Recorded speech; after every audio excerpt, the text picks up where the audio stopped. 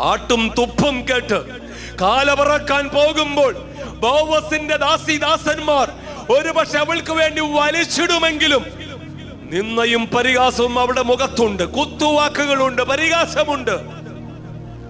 അവൾ പോലും അറിയാതെ അവൾക്ക് വേണ്ടി ബോവസ് ഒരു നല്ലതിനെ ശേഷിപ്പ് വെച്ചുവെങ്കിൽ പിൽക്കാലത്ത് അവൾ കാല പുറക്കാൻ ഇടവന്നില്ല.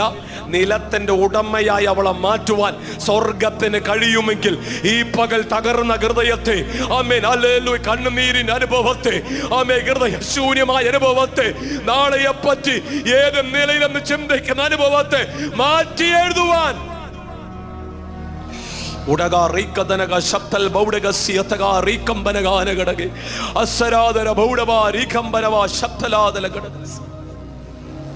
അവൻ നമ്മെ ആർപ്പോടെ കൊയ്യുവാൻ ശക്തനാക്കുന്ന ദൈവമാണ്.